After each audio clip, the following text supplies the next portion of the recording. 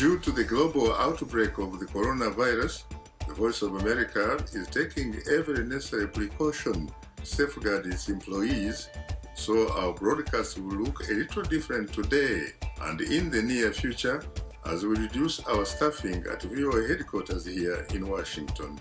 We appreciate your staying with us on Straight Talk Africa.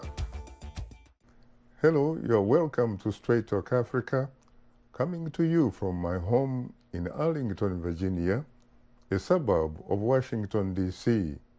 I am Shaka Sali, and today we are discussing food and nutrition security in Southern Africa.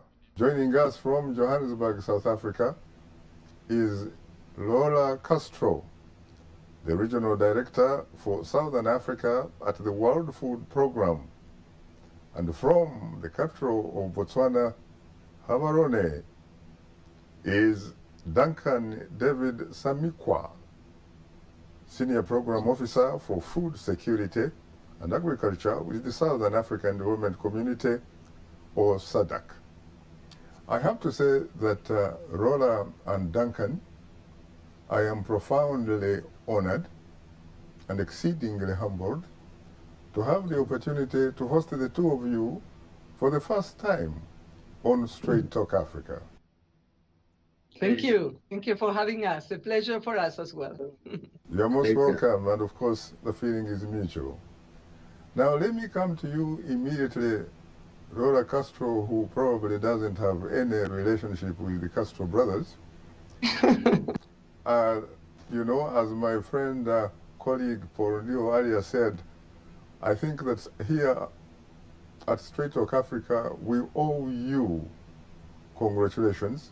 And we are talking about the World Food Programme as an agency having won the most coveted prize. We are talking about the Nobel Peace Prize for 2020. Congratulations. Thank you very much. It's a pleasure, and we are really humbled and honored. And I must say, I mean, it's for all of us. It's not only for World Food Programme. It's for all those NGOs, all those UN agencies, all those partners, all those colleagues, governments that work with us.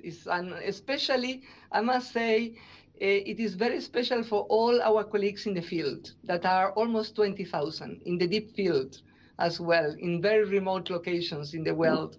So they are the happiest ones on this prize. Thank you very much for that. No, you're most welcome. How much of it did you, by the way, contribute? I am talking about the Southern African, work that you are doing. How much of that was it, part of that important contribution? We hope we were a big important part of this contribution because we are one of the 6 regions that WFP has in the world. So, and in this region, we have very many problems, especially in the Democratic Republic of Congo and Mozambique, where the link between hunger and conflict is very evident. And as you know, it's very clear that hunger and conflict are a vicious cycle. Let's say, sometimes the hunger is the one originating the conflict. It starts by dispute of land, dispute on food, etc. And there is violence, and then it becomes conflict. In other times, you have, in fact, the conflict, the consequences of the conflict will be people displaced, people moving out, leaving their harvest, their houses, having to go somewhere else, and being really hungry and food insecure. So if you want, the interlinkages are very clear. And in our region, unfortunately, Eastern Congo, as you very well know, has been in that situation for many years. Since the 90s. And recently, unfortunately, we're seeing in northern Mozambique, in Cabo Delgado, this happening.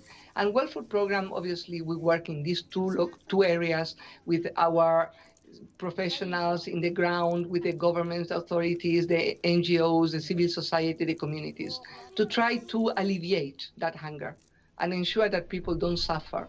and at least that they have minimum livelihoods. So I will say that in Southern Africa, we have also very much contributed, because every single WFP staff member, every single WFP program where we are and partners, we have all contributed to it. It's about all the years we have been working on that. Since 1961, WFP is on the ground doing this. So if you want, we all assume that we are all part of the Nobel Prize winning.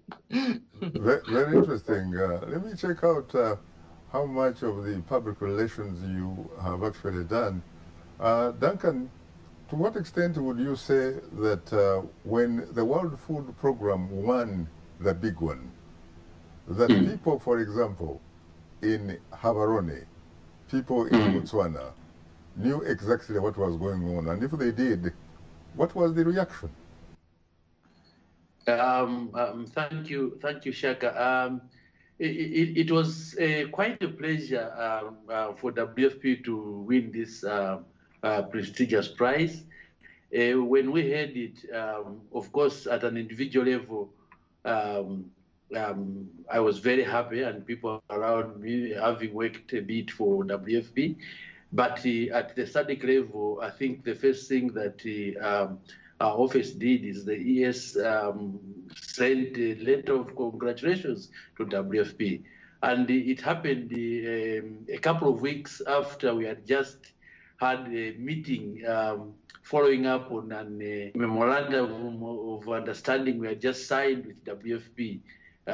We had been discussing action plan on working together as the two organizations. So we feel part of the WFP. We are proud of the achievement. Very interesting. Rola, what is the mission of the World Food Program? Yeah, our mission, in fact, Shaka, is really very wide. But we can say we are the United Nations agency mandated to stop hunger or to achieve zero hunger, obviously together with other colleagues, UN agencies like FAO and IFAD. We're also in Rome, like us, in fact. We're all based in Rome. But basically, you will see World Food Program shining at its best when there are basically conflicts, floods, cyclones like the ones we saw in Mozambique and Zimbabwe and Malawi last year, the Idai and the Kenneth. When there is distress in the communities, droughts, we will be trying to really alleviate that hunger through participating and working with the communities and government and civil society to ensure that the people can eat every day and then they don't go into very many problems like nutritional, the children have nutritional problems, the community has to take special negative coping mechanisms to survive. So that's one part. The second part we do, and we do a lot more of that, is to really work, for example, with smallholder farmers to ensure that they produce more and they access the markets so that there is sustainable food security in the communities. And in Africa especially, we're doing so much more of building resilience. We all know the climate change is here and it's here to stay and it's affecting everybody. Southern Africa depends mostly on maize harvest. And I'm sure Duncan will give you more details later on how the maize harvest is affected by it rains less or it rains later, and how many people then are affected and cannot sustain themselves on a daily basis. So basically, World Food Program will be there also, working with those communities and governments and authorities locally and nationally to ensure that their assets are built like ponds, like gardens, like reforestation, like irrigation systems, which will ensure these communities will have a longer-term food security. So basically, we do everything around food security, from emergencies to development, and it's basically to reduce hunger and to have this world out of hungry people. At this moment, as you know, 700 million are going to bed without eating adequate meals, without having an adequate food every day. So really very worrisome. And it's just getting worse, Shaka. That's the main problem. Yeah. Very interesting. Duncan, SADC, the Southern African Development Community, is made up of 16 countries. And I'm Yes. sure that you have had the opportunity to pretty much, get a sense of what people feel in that important regional economic bloc. To what extent do you find the average SADC citizen aware or conscious of the work, the great work, in fact, of the World Food Program? Thank you very much for that question, Shaka. So, out of the 16 member states, the feeling would differ from one to another, because, like Aurora is going to admit, the presence of WFP is prominent in others where they've got large relief programs, and a bit less in the middle to higher income countries. So you talk about your South Africa, although they're based in Johannesburg, they don't have a big humanitarian program in Johannesburg, Botswana. But in the majority of the member states, WFP is a key partner, actually the lead agency in terms of humanitarian assistance. And because of that, they are so ubiquitous, everyone knows WFP and what they do. I would say that, Shaka. Yeah. Laura, where do you have much presence in SADC countries? Are we talking about countries like, for example, Zimbabwe? Yeah, definitely. We have 12 country offices, in fact, 12 countries where we have really a large presence, as Duncan very well said, in the SADC.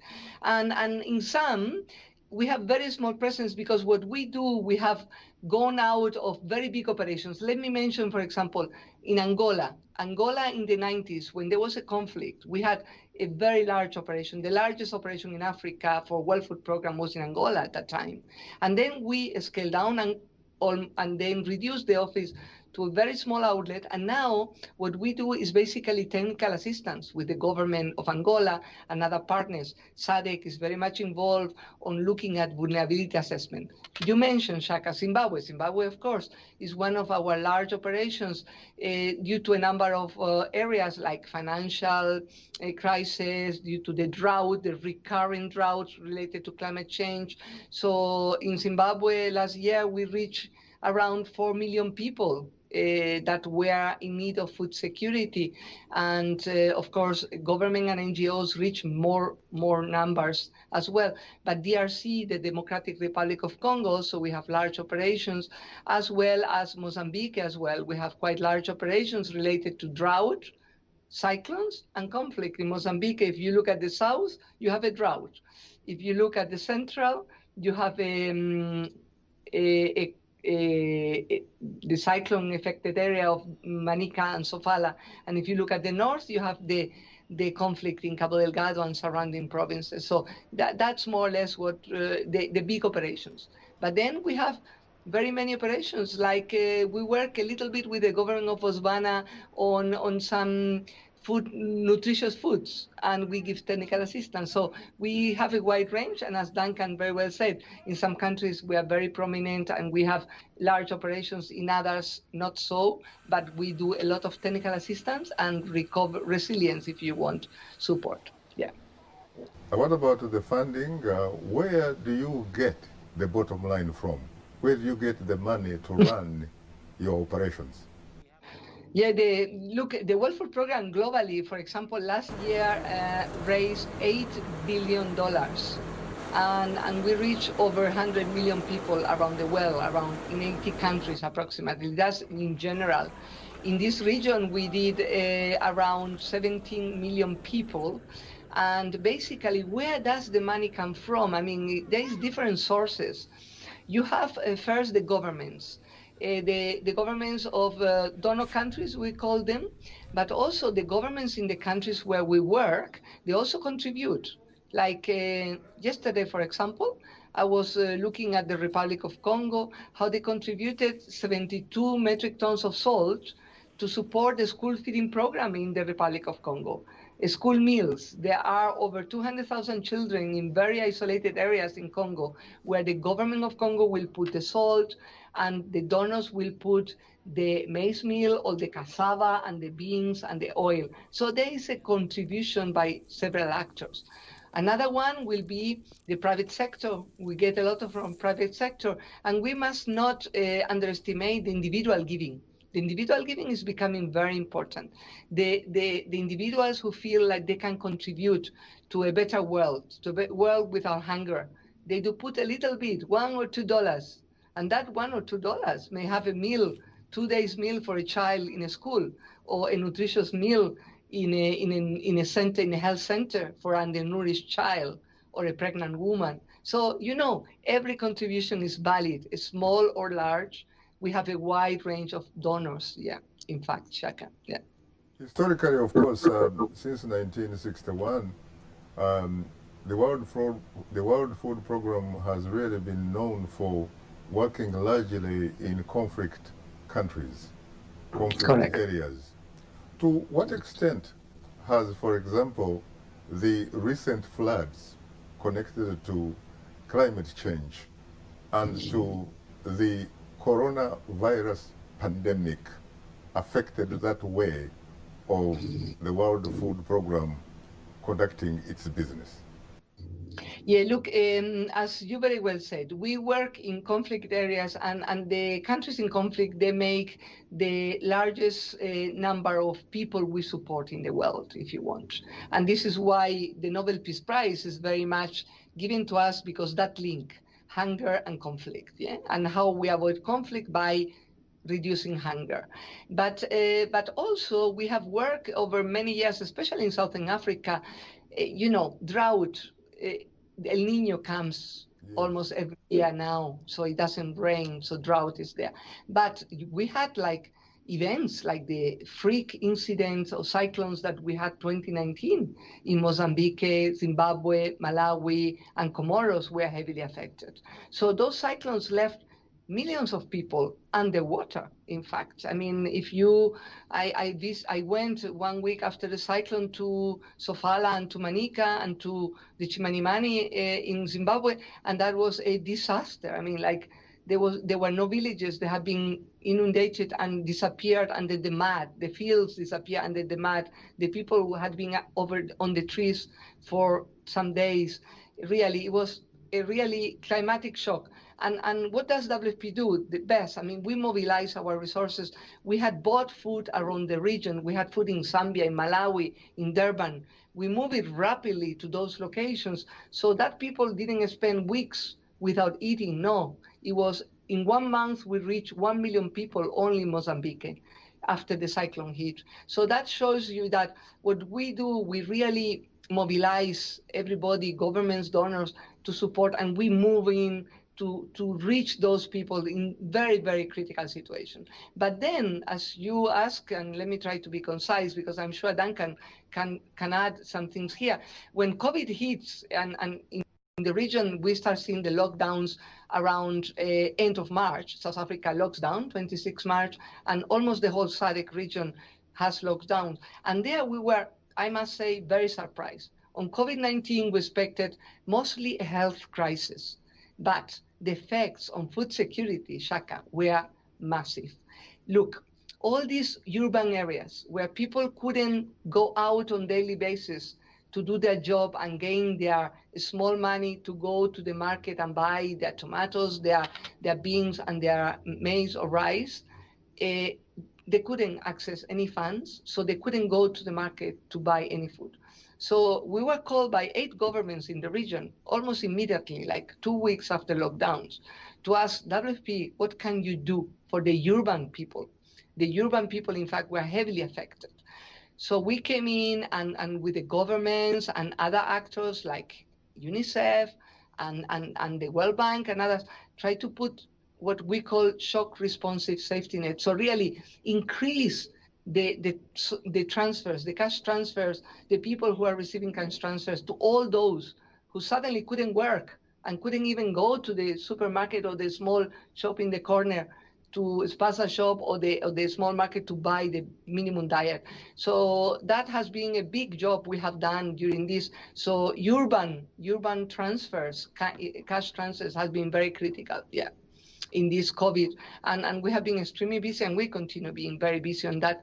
And very concerning also, if I may, just to end this topic that you mentioned, is the impact of COVID, not only on the urban areas, but also in the rural areas for smallholder farmers who couldn't sell their product, or if they had their small production, these women smallholder farmers, they couldn't access the market because transport was not there. So that's very worrisome, because they are the source of food for this region, all these smallholder farmers across the region. So we really need to make sure that they continue producing and continue selling into the market. So we have been working on that as well, very much with SADC and with many other actors. Yeah. Very interesting. To what extent, Duncan, would you agree with Laura that since especially the crisis brought about by the coronavirus pandemic in the region, and of course the climate change, that you have suddenly seen the work of an agency such as the World Food Program increase around wherever you move around the SADC region? I wish to agree with everything Laura has just said. Even before the coronavirus took root in the region, we had done an assessment. We do an annual assessment of the status of vulnerability and food insecurity in the region. We had already estimated that we are 45 million people. That's about 12% of the regional population are food insecure. Now, when the virus hit and was taking root in the region, it meant that the supply chain, fortunately, it came at a time when harvesting was happening already in many countries. So the crop had matured and was ready for harvesting. But it now affected, like Laura said, because of the lockdown, the containment measures. There was that shock and break before member states and SADC decided to categorize sectors of the economy to say these ones are essential, they can continue working, but it wasn't immediate. So we experienced a lot of post-harvest losses because there was no labor movement to go and harvest. You couldn't even take some of the produce to the market. The farmers, like Laura said, they couldn't get cash because they depend on selling and then buying their provisions. Schools were closed. So we had a number of programs which were immediately affected because of that shock. And it increased the need for agencies like WFP working with the state governments to come and assist, because one of the things that happened was that governments shut schools, and we have a lot of programs, school feeding programs, where our children up to adolescents, they rely on school meals. That was suddenly curtailed. So we needed to find a way of still providing that so that we don't compound the malnutrition problems. So I would say immediately when the necessary containment measures came in, the work led by WFP and others was multiplied. Even for governments, the challenge was we needed to expand the social protection, both in terms of coverage and the length, duration, how long you're going to run, because the majority of urban population, like she said, they rely on piece works. You work for a few cents a day. As you're going home, you buy food. That was suddenly shut. How do they get food? So it had a lot of consequences, which WFP and others had to come in. Gender-based violence, for example. as people got frustrated sitting at home, they couldn't find income, also went on the increase. Duncan, if I heard you correctly, are you referring, for example, to the report that came out sometime this year in July, where you were able to identify at least 44.8 people facing food insecurity in the region? Correct, Shaka. That's the report I'm referring to. So this is an exercise that we do every year.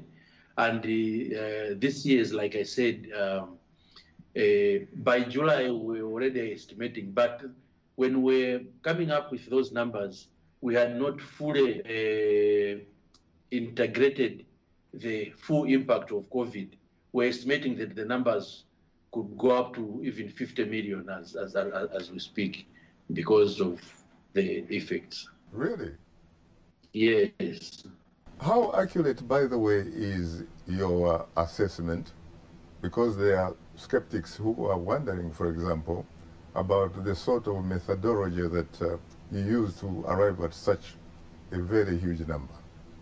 Could you walk us through some of the methodology that you were able to use in order to reach at that magic number of 44.8 million people? Okay, so we have set up what we call National Vulnerability Assessment Committees. These are multi-sectoral committees with expertise from health, from agriculture, from climate change, food security experts, statisticians, and economists. So every year, they sit and refine the methodology. The key methodology that we use quantitative surveys. So these are very rigorous surveys, which we are open. We're so confident of them that we invite anyone. We'll give you data. We invite anyone to look at them. This is what we've done. Please critique. Where do you think we have gone wrong? So we do these surveys, take sample surveys statistically in many of the member states and go out and do the interviews and do the analysis.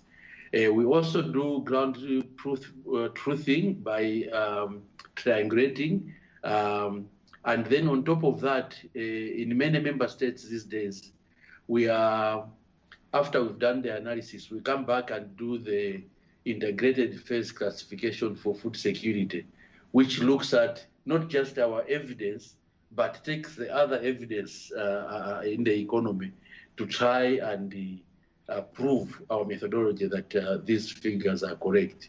So we've done reviews, and reviews that have been done by independent people.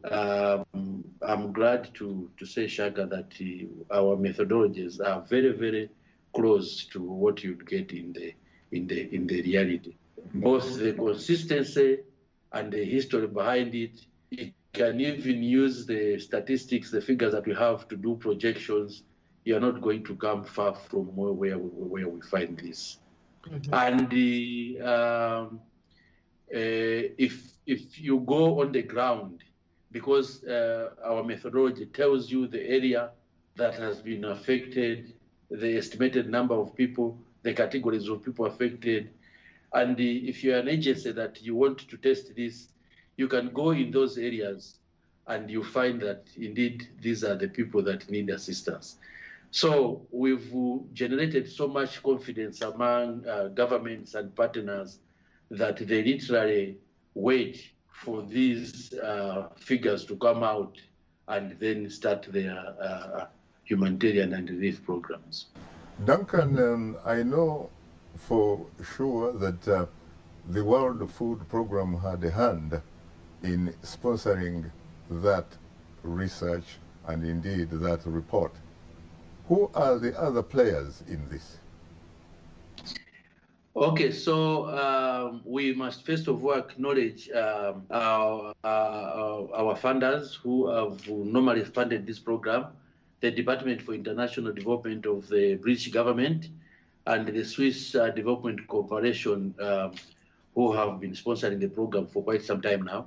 At the moment, the capacity building and the implementation of the program is run through WFP. WFP has placed a technical team that is training capacity building the member states in how to run the methodology. And WFP, we are very happy with them because they are technically very good. They've done these assessments for a long time. Now, to answer your question specifically, we work with USAID's FuseNet, Farming Early Warning System. We work with the United Nations Office for Coordination of Humanitarian Affairs. UNICEF play a big part in the nutritional assessments. And we've got NGOs, international NGOs like Save the Children, Oxfam, who provide capacity in the assessment of markets. Even in universities, academics play a part in terms of training member states and capacity building. As I often say, time is not our best ally. We'll go for a break, and when we come back, we shall continue with the discussion. Don't go away.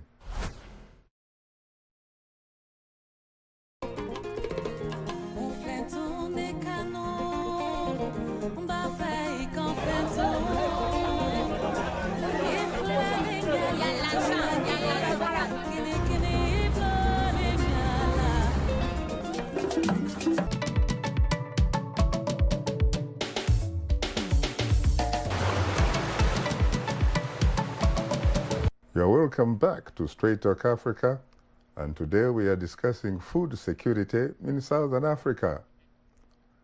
My distinguished guests are Laura Castro, Regional Director for Southern Africa at the World Food Programme, and Duncan David Samikwa, Senior Program Officer for Food Security and Agriculture with the Southern African Development Community.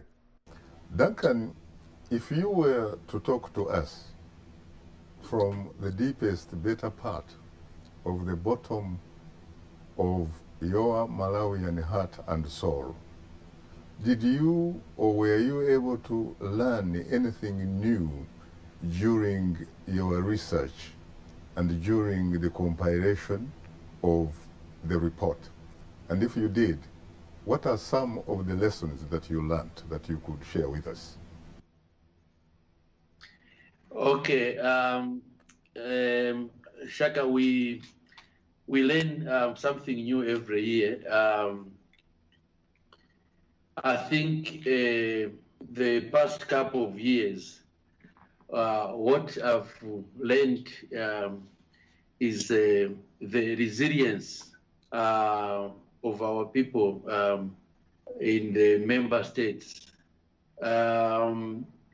Every year we come up with huge numbers, 39 to 45 million.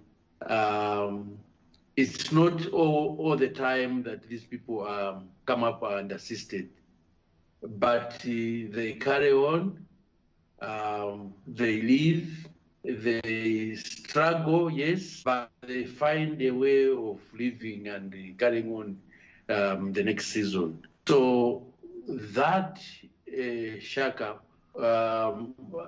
has always been a place of interest in my heart, to say, I think probably in future, like Roy was saying, we should learn the resilience. How are they surviving and how can we better it?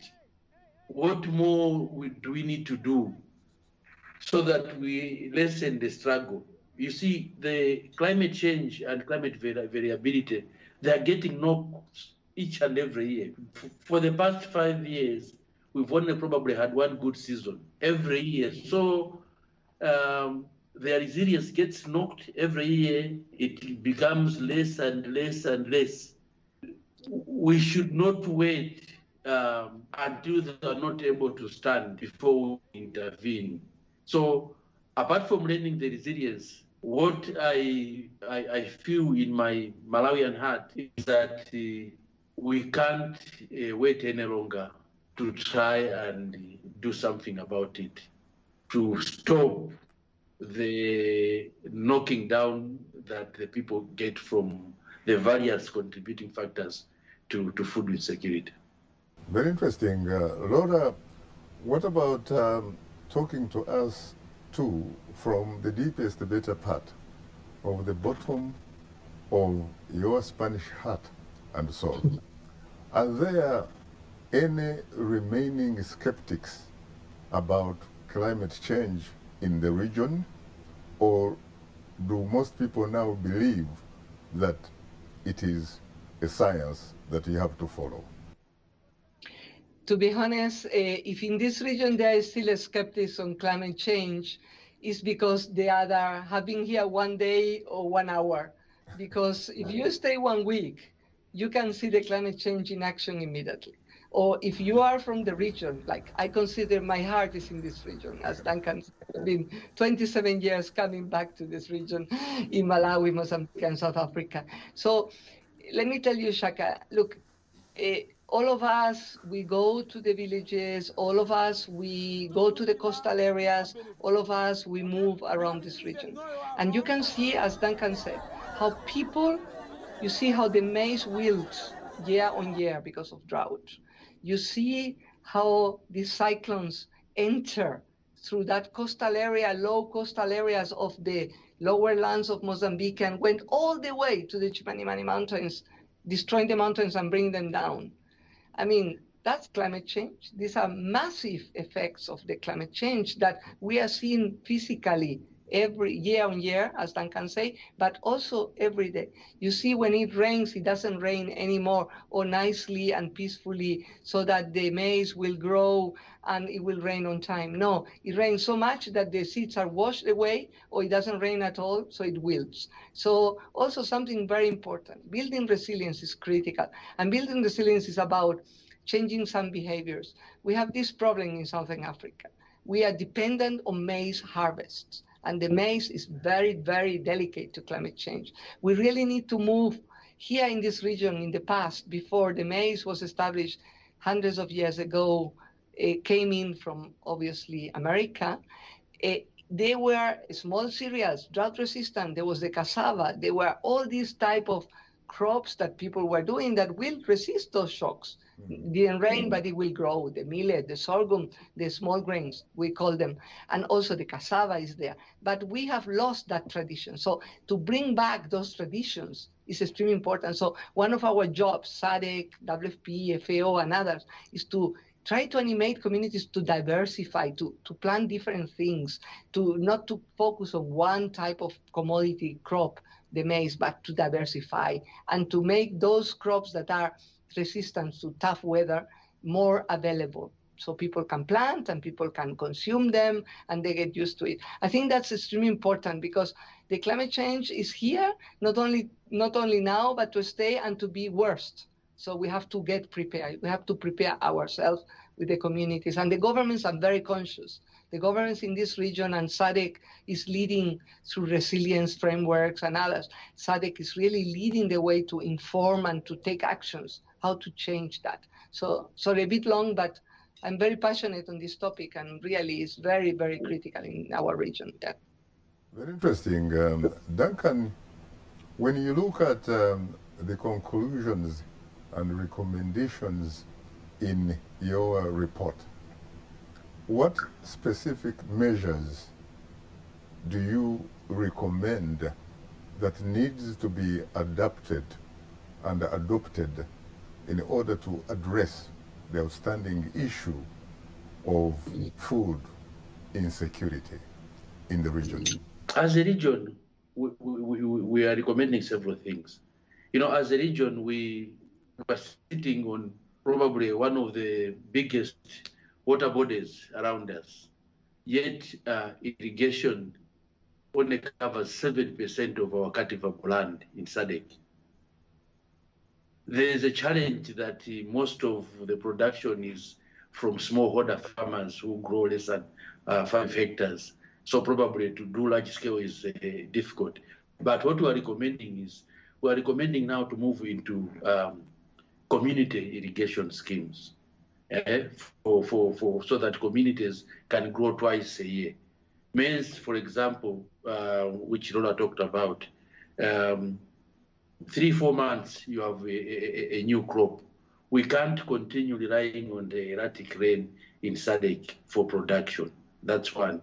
The second issue is we need to build the resilience of our population. So we're recommending in there expansion of social protection, both in terms of numbers and the coverage. The reason we are pushing for this is that it's going to give people resources, income, enable to increase productivity. The SADC at the moment, we are one of the few regions with the lowest productivity. Our yields are very low. Our production is very low. Our population is growing. If you look at our production the past 5, 6, 7 years, it has remained static. The only thing that is growing is the population. So we need to improve. There's room to improve how we grow crops, how we find income and build communities. The third thing we're recommending is, of course, improvement of the value chains. So in SADC, most of our production is sold as primary commodities. So we export these commodities, harvest them, bag them, then sell them. We miss a lot of leverage on the way where we could go into agro-processing. By agro-processing, we bring in these hordes of youth that are looking for employment in marketing, in processing, in transportation. It's one of the easiest ways of increasing agricultural production. And lastly, I want to talk about diversification. Lola is right on the mark. One of the challenges of our diets is cereal dense. It's just maize, very little vegetables and seasonal at that, and salt. That's why our malnutrition is so high and stunting is so high in the region. So we are encouraging to go back to the traditional ways, as well as diversify from just cereal-based diets. There are countries like DRC, which rely on cassava. Countries like Botswana, where I am, they used to rely so much on sorghum, which does well in this kind of climate, but we've shifted to maize, probably because it was easier and cheaper to grow. But we need to go back and improve the way our nutrition and our production is done, Shaka. Duncan, it is very interesting that you mentioned the sorghum, because I come from Kabale, southwestern Uganda, where sorghum is one of the most important things that you cannot joke with. Sorghum, finger millet, and of course, maize. Also. Yes. Yeah. Very, very interesting. Now, Duncan, let me take you back to the issue of production. You talked about how production is low. What have you been able to, what could you identify as the fundamental root causes of that? The fundamental root causes of production being low? Okay, so Shaka, the fundamental roots is that one, as we've kept farming, like I said, our farming holdings are very small land holdings for the majority of the people, and they farm there year in, year out. Every year they are on there. So the soils have become very, very infertile. You put something in there coupled with the poor rainfall, then there's very little that comes out of that soil. As a region, we are the least region that uses fertilizers. So a combination of poor soils because of overgrowing, and you don't even have chance for fallowing so that it can regenerate. The soils need to be helped. So the region is working on its fertilizer policy to try and improve the production and productivity. We also are aware of the effects on climate change of organic fertilizers. So there are also large programs that the region is putting in place, what we call climate smart agriculture. How you grow that crop. In the past, many people would just monocrop, clear the soil, grow maize, and wait for it. But like you do in Uganda, Dr. Shaka, in one field you find 3 or 4 crops and they help each other. So it's those things that we're trying to push as a region to improve productivity. Just the way you plant maize, for example, if you follow the new methods of growing maize, you can increase 3 or 4 times the amount of harvest that we're currently getting in the region. The potential for maize, for example, is up to 8 to 10,000 tons. Commercial farmers in South Africa achieve that in some of these countries. But on average, our farmers, if you reach 2,000 tons per hectare, you've done well. So you can see the gap that is there. We must make sure that probably they may not reach 10,000 immediately, but we improve the production so that they should be closer to the potential of production. Use the same piece of land a bit more effectively. Interesting.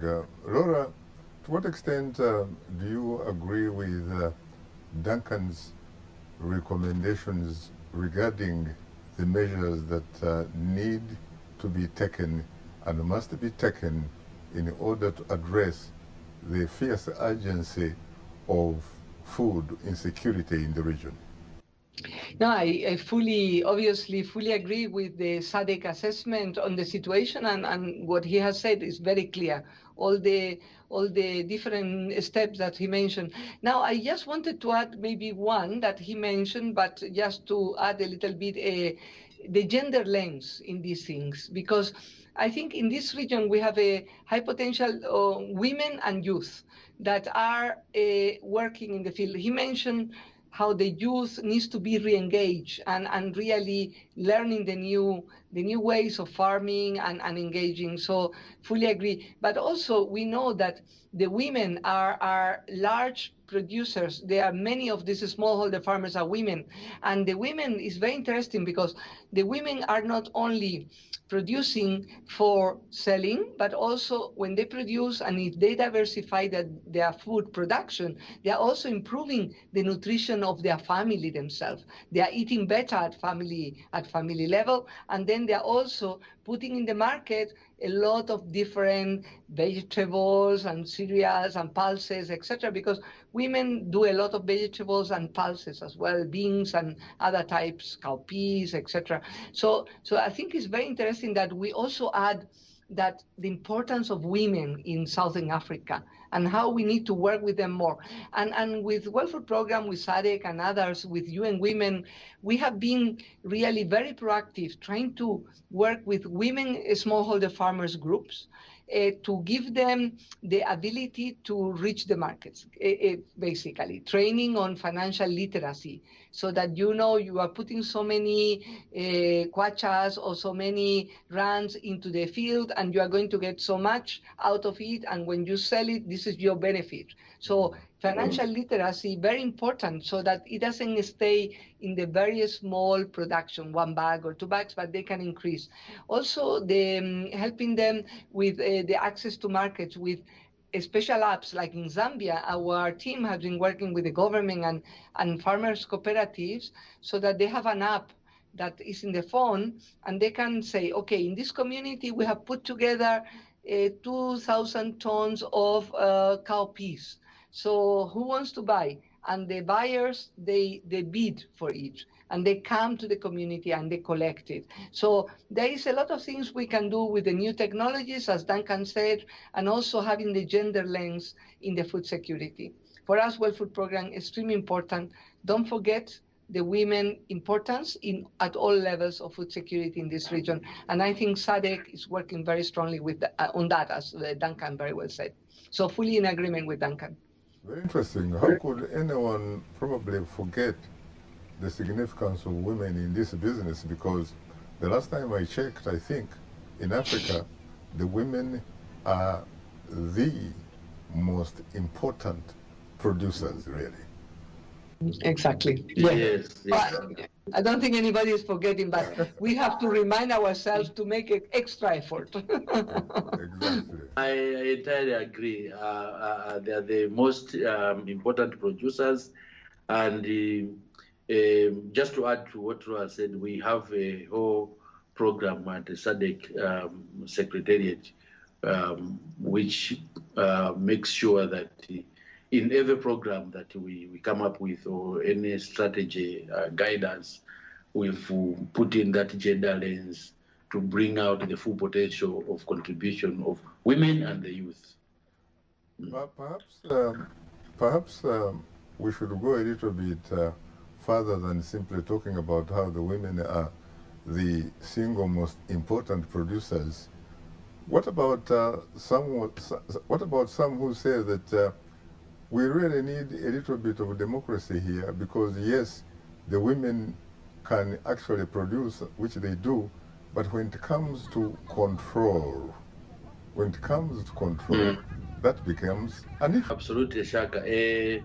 So I've noticed that many member states of SADC are changing even the basic land laws to now recognize the importance of women and ownership of land, because without access to these productive factors, they can produce, but they have no control.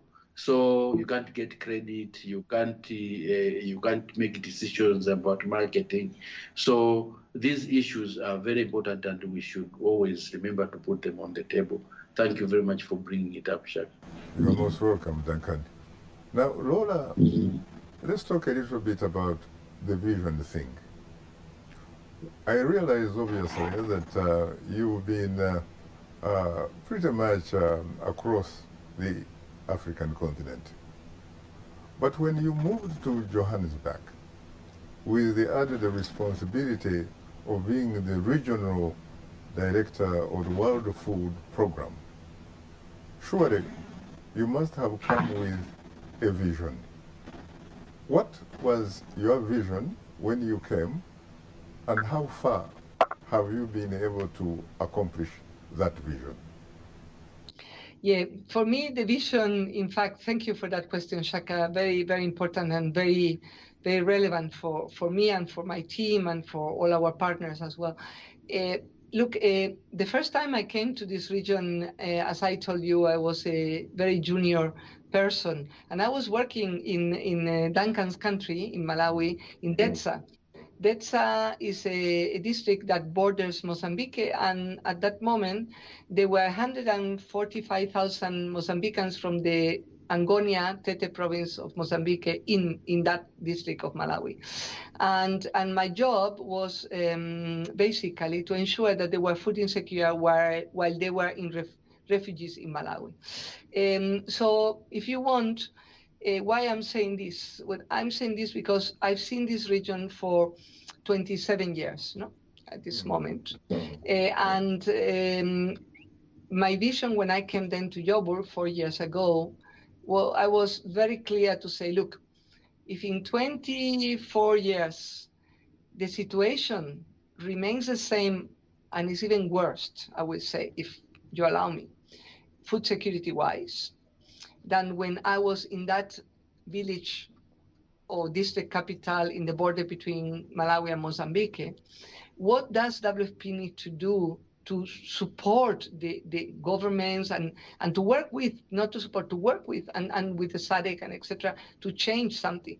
And the conclusion for me is like, it cannot be business as usual, basically. We have been, as WFP, maybe too many years providing food assistance.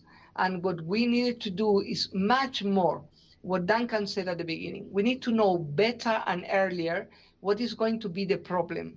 So this is why these assessments that he mentioned is important. So we need to know how many people will be food insecure. And then, most importantly, to act early, not just to provide food and transfers, but to help these communities to build resilience, to ensure that they are not going to be during the lean season in November, December, January, February, again needing food, but they will be able to produce their own food.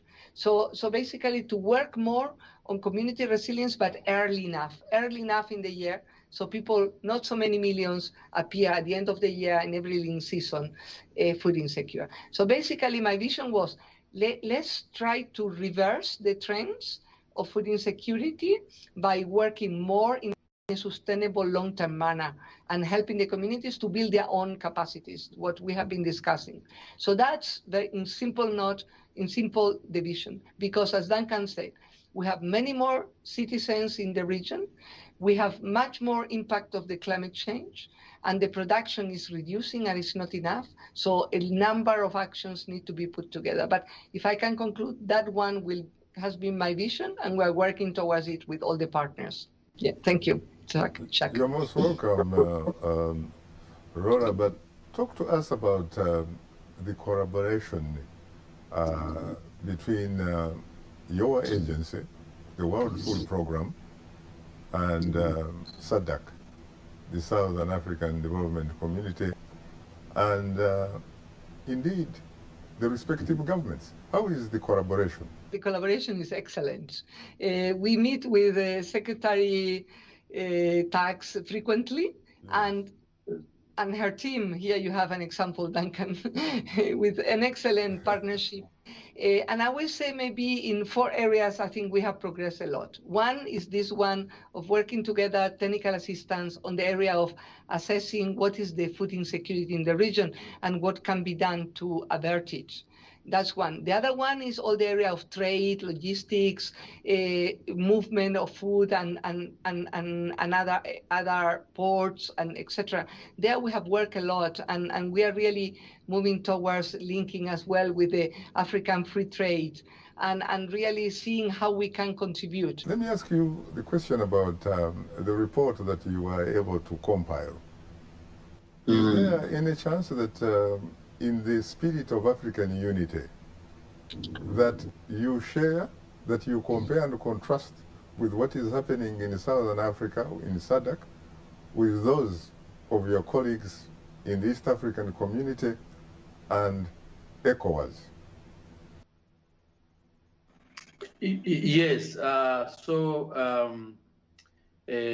We obviously we publicize our report once it comes out. It's freely available on the internet, and we're moving a step further in the next few months, where we'll even be putting the data that we've used to compile the report, so that anyone who wants to do additional analysis or check the accuracy can work with the data that we used. And for that, I have to say, frankly, once again, that I have been profoundly honored and exceedingly humbled to have had the opportunity